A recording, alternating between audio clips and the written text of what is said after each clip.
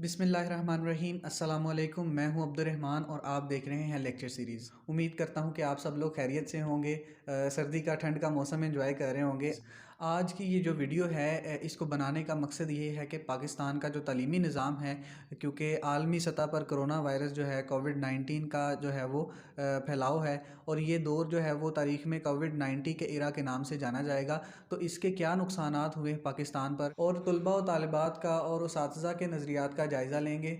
और इसके इसी हवाले से आज हमारे साथ मौजूद हैं मिस आयशा मुनीर, जिनका ताल्लुक़ एशिया की मशहूर व मारूफ़ यूनिवर्सिटी जिसका नाम गवर्नमेंट कॉलेज यूनिवर्सिटी है, जिसको जीसी के नाम से सब लोग जानते हैं। और जीसी में जाना एक हर तालिब इल्म का ख्वाब होता है। तो हम उनसे पूछते हैं कि पाकिस्तान के इस तालीमी निज़ाम में जो असातिज़ा का और जो तलबा का जो हर्ज हो रहा है उसके बारे में आपकी क्या राय है। तो मिस आयशा से गुफ्तगू करते हैं। जी अस्सलाम वालेकुम मिस, क्या हाल चाल हैं, आप खैरियत से हैं? वालेकुम सलाम। बिल्कुल ठीक, आप सुनाएँ कैसे हैं? आपके व्यूअर्स को मैं सलाम कहना चाहूँगी। अस्सलाम वालेकुम लेक्चर सीरीज़ के जितने भी व्यूअर्स हैं, उम्मीद है आप लोग खैरियत से होंगे। जी। तो आज आपका बहुत शुक्रिया कि आपने इस गुफ्तगू में इस सेंसिटिव मामले में मेरी राय लेना पसंद की। मिस आयशा, मैं आपसे ये पूछना चाहूँगा कि पाकिस्तान का जो तालीमी निज़ाम है उसमें ये जो इरा है ये कोविड इरा के नाम से जाना जाएगा हिस्ट्री में।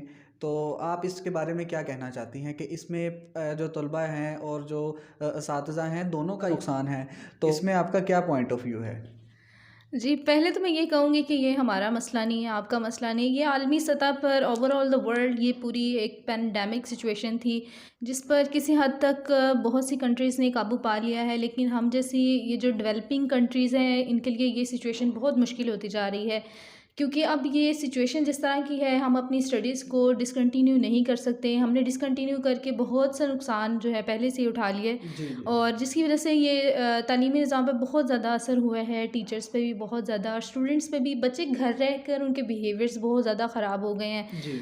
बच्चे इतने फेड अप हो गए हैं, वो डिफरेंट किस्म की दूसरी एक्टिविटीज़ जो बिल्कुल उनका टाइम वेस्ट करती हैं, उनमें इन्वॉल्व हो चुके हैं। जी। पेरेंट्स बड़े परेशान हैं जी। कि बच्चों के जो एटीट्यूड हैं, उनके बिहेवियर्स में बहुत एब्रप्ट चेंज आया है। इवन कि वो घर में रहते हुए बहुत ज़्यादा बदतमीज़ हो गए हैं उनके बिहेवियर्स में, उनका और इसके अलावा उनके लाइफ़स्टाइल बहुत ज़्यादा ख़राब हो गए हैं। मैं ये कहूँगी कि इसका जो सबसे ज़्यादा नुकसान है वो बच्चों का हुआ है, क्योंकि उनके बिहेवियर्स चेंज हुए हैं बहुत ज़्यादा और वो बहुत नेगेटिव एस्पेक्ट्स में चेंज हुए हैं। स्टूडेंट्स का तो नुकसान हुआ ही है, लेकिन टीचर्स की एफ़र्ट जो है वो डबल हो चुकी है।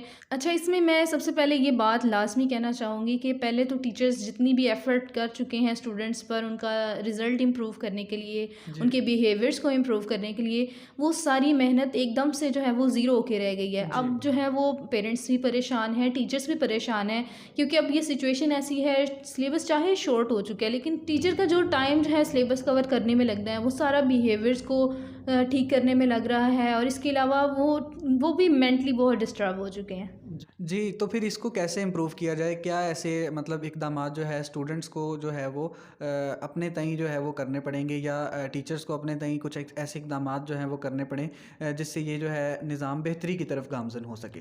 जी बिल्कुल, स्टूडेंट्स, टीचर्स और जो पेरेंट्स हैं, वो एक्चुअली एक ट्रायंगल में होते हैं। तीनों की कोऑर्डिनेशन से ही ये निज़ाम बेहतर से बेहतरीन होता चला जाता है। जी। तो इसमें एफ़र्ट करनी पड़ेगी, बच्चों को खुद भी करनी पड़ेगी, पेरेंट्स को भी, टीचर्स को भी।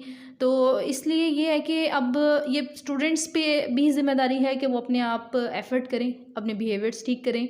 इसके अलावा अपने स्टडी रूटीन पर आएँ जी। और इसको सीरियस लें। ये जो पेंडेमिक सिचुएशन है, इसके बारे में अक्सर स्टूडेंट्स की यही राय है कि अभी और ये एक्सटेंड हो जाए और लॉकडाउन एक्सटेंड हो जाए।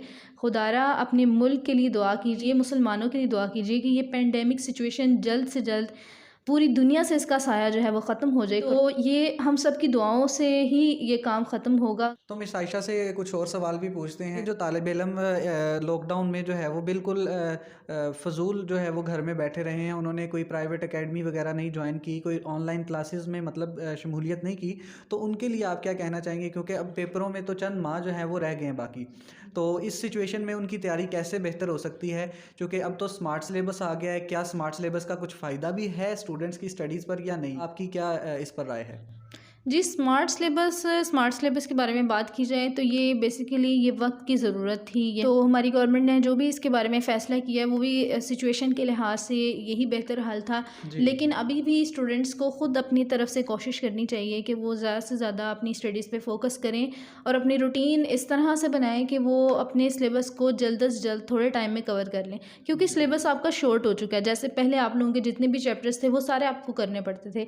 अब काफ़ी अनइम्पॉर्टेंट टॉपिक्स या जो भी जिस लिहाज से भी उन्होंने जो है वो सॉर्ट आउट किए हैं सारे, तो आप उस लिहाज से उसको फोकस करें, पढ़ें उसको, क्योंकि ये सिचुएशन ऐसी है कि आप देखें जितना टाइम हम लॉकडाउन में वेस्ट कर चुके हैं, अब टाइम भी हम चुके, हमारे पास टाइम कम रह गया है। इस कम टाइम में फिर वही स्टूडेंट्स जो है वो पास आउट होंगे जिन्होंने अपनी मुसलसल कोशिश की है, कॉन्टीन्यूस एफर्ट की वजह से ही जी, ये जो जी, है जी, वो जी। कामयाबी की तरफ हम जा सकते हैं। जी। तो जिन्होंने मुसलसल पढ़ा है या फिर जो अब सिंसियर हो गए हैं अपनी पढ़ाई के बारे में और जो है वो बिल्कुल अच्छे तरीके से एफ़र्ट कर रहे हैं, तो ओके। कंटिन्यूअस आप एफ़र्ट करेंगे तो ही इंशाल्लाह आप कामयाबी की तरफ जा सकते हैं। देखिए मिस आयशा, मैं ये पूछना चाह रहा हूँ कि तालिब इल्म जो है वो अगर पढ़ाई की तरफ नहीं आ रहा, अगर वो अपनी बेहतरी के लिए अपने आप को पढ़ाई की तरफ ले भी आता है, तो कहते हैं कि ये स्मार्ट सिलेबस जो है वो बड़ा शॉर्ट हो चुका है, उसमें मतलब बगैर हम किसी ट्यूटर के भी अगर तैयारी करें तो वो स्मार्ट सिलेबस जो है वो कवर हो सकता है। क्या इस बात में कोई सच्चाई है? नहीं, नहीं, मैं ये बिल्कुल नहीं कहूँगी कि बहुत ज़्यादा शॉर्ट हो गया सिलेबस, क्योंकि इतना ज़्यादा शॉर्ट नहीं हुआ। बहुत कम टॉपिक्स हैं जो है स्किप करवाए गए हैं स्टूडेंट्स को। शॉर्ट सिलेबस जो है ना वो नाम का ही है, और मैं ये भी नहीं कहूँगी कि ये कम होना चाहिए था, क्योंकि इसमें हमारे लिए जो भी इन्फॉर्मेशन रखी है, जो भी आपकी बुक में टॉपिक लिखा है, मेरे लिहाज से वो बहुत इंपॉर्टेंट चीज़ है जो कि आपको पता होनी चाहिए, और इसीलिए वो आपके सिलेबस में, आपके चैप्टर में, आपकी बुक में इंक्लूड है। तो मैं कभी भी नहीं कहूँगी सिलेबस को और शॉर्ट होना चाहिए था। अब जितना भी हो गया है, लेकिन एक नाम बराए नाम हुआ है, ज़्यादा शॉर्ट नहीं हुआ। लेकिन फिर भी अगर शॉर्ट सिलेबस करके ही अगर आप ओवर कॉन्फिडेंट हो जाएँ कि हम इसको जल्दी कवर कर लेंगे, हम तो इसको जो है वो एक रात में ही कंप्लीट कर लेंगे या एक मंथ में कंप्लीट कर लेंगे, तो ये मुश्किल चीज़ है। ठीक है, रट्टा भी जो है वो टाइम मांगता है, जितना आप उसको रिपीट करें वो उतना अच्छा होता चला जाता है। तो बगैर ट्यूटर के अगर आप कहते हैं कि हम पढ़ लेंगे, तो ये मेरे लिहाज से थोड़ा सा मुश्किल है, क्योंकि ट्यूटर आपको एक्चुअली बेसिकली हमने पढ़ना तो वही है जो बुक में लिखा हुआ है, लेकिन ट्यूटर क्या करता है, वो आपको फैसिलिटेट करता है, आपके कॉन्सेप्ट्स जो है वो बिल्डअप करता है। कॉन्सेप्ट्स अगर आपके बिल्डअप होंगे तो वो जो क्रैमिंग है, जो रट्टालाइजेशन है, उसमें आपके लिए आसानी होगी, क्योंकि हमारा जो सिस्टम है वो एक्चुअली रट्टे पे ही बेस है। क्योंकि एग्जामिनर ने आपसे वाइवा तो नहीं लेना, आपसे सुनना तो नहीं है पेपर, उसने जो भी आपके पेपर पे लिखा है उस लिहाज से ही आपका पेपर चेक करना है, और जिसने जितना एक्यूरेट और बुक को फॉलो किया होगा उसके लिहाज से, एग्जामिनर के लिहाज से वही एक्यूरेट है। लेकिन अगर आपके कॉन्सेप्ट्स अच्छे होंगे, आप अच्छे तरीके से पढ़ रहे होंगे किसी चीज़ के बारे में, आपको हर चीज़ में आपको हाव नाव है, आप अच्छा लिखेंगे तो आपको फुल मार्क्स मिलेंगे। तो इस बात से हम कंक्लूड ये कर सकते हैं कि तालिब इल्मों को इस दौर में जो है वो हालात का तकाज़ा ये है कि अब जो है वो इम्तिहान की भरपूर तैयारी की जाए और दिलजमी से पढ़ा जाए। तो मैं तो यही आप लोगों को सजेस्ट करूँगी, अपनी रूटीन ठीक करें स्टडी की, और वो इस तरह से ही हो सकती है कि अगर आपने सपोज़ कर लें कि आपने एक चैप्टर कंप्लीट किया है, either is it from biology और फिज़िक्स और केमिस्ट्री और मैथमेटिक्स, जिस भी सब्जेक्ट के बारे में आप देखें, सबके लिए इक्वली एक ही फार्मूला है जो सबके साथ आप यूज़ करेंगे तो इंशाल्लाह आपको 100% जो है वो सक्सेस मिलेगी। Being a student, being a teacher, दोनों लिहाज से मैं आपको ये अपना सजेशन दे रही हूँ। आप इसको फॉलो करेंगे तो आपको बहुत अच्छे रिजल्ट्स मिलेंगे। जी, मिस आयशा का भी ये कहना है कि तालिब इल्मों को जो है इस पेंडेमिक सिचुएशन में, इस कोविड-19 की सिचुएशन में मेहनत का दामन जो है वो नहीं छोड़ना चाहिए। दिन रात मेहनत करें, उठें बैठें पढ़ें, याद करें चीज़ों को। मिस आयशा, मैं आपसे ये कहूँगा कि कोई आप हमारे ऑडियंस को, काफ़ी सारे स्टूडेंट्स जो हैं वो हमारा चैनल जो है वो देखते हैं, तो आप उनको कोई ऐसा फार्मूला, कोई ऐसी चीज़, कोई ऐसी टिप जो है वो प्रिस्क्राइब करें कि वो जो है वो इस पेंडेमिक सिचुएशन में भी जो है वो अच्छे नंबरों से जो है वो पास हो सके। बेसिक यही मेथड है कि आप जो भी पढ़ रहे हैं, जितना भी पढ़ रहे हैं, उसको बार बार रिपीट करें, जितना हो सकता है आप उसको बार बार रिपीट करें। आप सिर्फ ये नहीं है कि जब बुक पकड़ी है तभी आपने पढ़ना है, आप उसको खाना खाते हुए रिकॉल कर सकते हैं, आप उसको इधर उधर बैठे, आप सफ़र में जब जा रहे हैं, आप कुछ भी इधर उधर काम कर रहे हैं, आप उसमें उसको रिकॉल कर सकते हैं। आप बार बार उसको रिपीट करें, जितना आप रिपीट करेंगे उतना ही वो बेहतर होता चले जाएगा। जी। जैसे अगर सपोज़ करें आपने चैप्टर नंबर 1 स्टार्ट किया, ठीक है, उसका टेस्ट हो गया है, इसके अलावा चैप्टर नंबर 2 स्टार्ट स्टार्ट करें तो आप प्लीज़ चैप्टर नंबर 1 को स्किप ना करें। आप जब तक चैप्टर नंबर 2 पर हैं या उसका टेस्ट दे रहे हैं चैप्टर 2 का, तो चैप्टर 1 के सिलेबस को भी इंक्लूड करें। ये मोस्ट इंपॉर्टेंट टिप है। तो बार बार रिपीट करें, जितना हो सकता है अपने चैप्टर्स को, अपने टॉपिक्स को बार बार रिपीट करें। कॉन्सेप्ट्स अच्छे स्ट्रॉन्ग कॉन्सेप्ट्स रखें ताकि आपको लिखते वक्त जो है वो एक रट्टा वाले कॉन्सेप्ट से निकलें, क्योंकि रट्टा जो है वो थोड़ी देर के लिए होता है, वो टेम्परेरी होता है, परमानेंट सिर्फ कॉन्सेप्ट्स होते हैं। जी, ये तो वो टिप थी जो मतलब आपने हमारे जो ऑडियंस में जो तलबा हैं उनको आपने ये टिप दी, ताकि बहुत सारे टीचर्स भी जो हैं वो हमारे इस चैनल को देखते हैं, हमारी ऑडियंस में काउंट होते हैं। तो आप उन टीचर्स को क्या जो है, तो मैं ये चाहूँगा कि कोई ऐसी टिप भी हो कि जो हमारे उस्ताज़ा जो हैं वो इस तालीमी निज़ाम में एक पिलर की हैसियत से जो है वो सर अंजाम दे रहे हैं सारा काम, तो उनके लिए क्या आप कहना चाहेंगी? जी, मैं एक बहुत आला और बड़ी टीचर नहीं हूँ। मैं अपने आप को कोई इतना ख़ास या इतना आला मुक़ाम नहीं देती। लेकिन बीइंग अ टीचर, हर एक के कोई ना कोई एक्सपीरियंस होते हैं, वो उससे कुछ ना जी, कुछ लाज़मी सीखता जी, है जी, बिल्कुल। और उसकी ज़िंदगी का कोई ना कोई निचोड़ लाज़मी होता है। तो मैं अपने पर्सनल एस्पेक्ट से, पर्सनल पॉइंट ऑफ व्यू से टीचर्स को ये कहना चाहती हूँ कि जैसे अगर आप स्टूडेंट्स का सिलेबस कवर करवा रहे हैं, अगर टोटल आपकी बुक के 8 चैप्टर हैं, 9 हैं, 10 हैं, जितनी भी व्हाटएवर द अमाउंट इज़, आपने क्या करना है कि जैसे अगर चैप्टर 1 कंप्लीट हुआ है, ईच एंड एवरीथिंग उसमें से हो गई है, तो अच्छा। आपने क्या करना है, चैप्टर 2 की तरफ जब आ रहे हैं तो आपने चैप्टर 1 को स्किप नहीं करना। आप कभी कोई सरप्राइज़ टेस्ट रख लें, कोई क्विज़ रख लें, उसमें बाद में फिर आप कोई बच्चों को लालच दे दें, कोई आप इनाम की लालच दे दें कि चलें बेटा आप लोगों को ये प्राइज़ मिलेगा, ऐसे जी, है। वो कैश प्राइज़ दे दें या कोई चीज़ दे दें आप, ठीक जी, है? कुछ बिल्कुल। भी, बस स्टूडेंट को वो याद रहना चाहिए कि ये टीचर की तरफ से मुझे मिला है, तो वो इस उसके लिए बहुत बड़ी मोटिवेशन हो जाएगी जी, कि बिल्कुल, वो बिल्कुल। पुराने कॉन्सेप्ट्स को दोबारा रिकॉल करे। जी, जी। कॉन्सेप्ट्स में ज़्यादा तवज्जो दें, ठीक है? कॉन्सेप्ट्स अगर बच्चों के सही होंगे तो जब भी वो दोबारा उसे रिकॉल करेंगे, पेपर्स के दौरान पढ़ेंगे, तो उनको अच्छी समझ आएगी। जी। आप कॉन्सेप्ट बेस्ड क्विज़ रखें, ओरल क्विज़ रख लें, रिटन क्विज़ रख लें, जिस तरह भी आप रखना चाहें, लेकिन ये है कि पीछे वाले सिलेबस को कभी भी छोड़ें मत।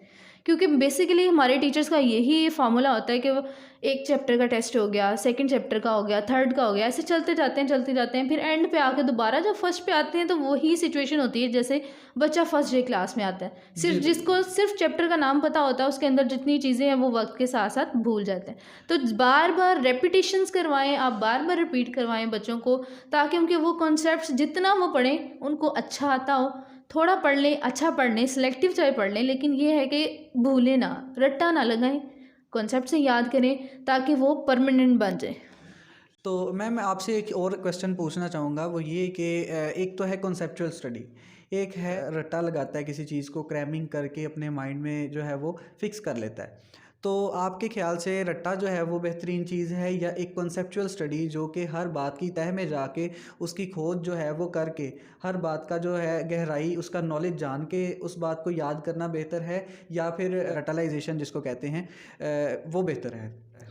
जी, मेरे लिहाज से तो स्टूडेंट को रट्टा भी लगाना आना चाहिए और स्टूडेंट के कॉन्सेप्ट तो लाज़मी होने चाहिए, क्योंकि हर बिल्कुल। जगह आपके कॉन्सेप्ट के साथ-साथ आपने कोई कंटेंट देना होता है कि अगर कोई क्वेश्चन अटेम्प्ट करना है, कॉन्सेप्ट क्या होता है आपका, 2-3 लाइनों का होता है या एक पैराग्राफ कह लें, ठीक है? या डेफिनिशन में आप कॉन्सेप्ट यूज़ कर सकते हैं। लेकिन बाकी जितना भी कंटेंट है उसके लिए आपको पढ़ना पड़ेगा, और जी। जब पढ़ेंगे आप रेपिटिशंस करेंगे, जी, रिपीट करते बिल्कुल। जाएँगे, तो वो समझ लें आपका रट्टा ही लग गया, ठीक है? रट्टा लग गया। लेकिन वो रट्टा ज़्यादा परमानेंट होगा क्योंकि आपका कॉन्सेप्ट भी उसके अंदर इंक्लूड हो चुका जी, हुआ है। बिल्कुल, और बिल्कुल। स्टूडेंट्स के अंदर आप क्रिएटिविटी लाएँ, ठीक है? जी। रट्टा की तरफ उनका इतना ध्यान ना लगवाएँ, उनको कहें कि याद करें, खुद से लिखें, जी। ठीक है?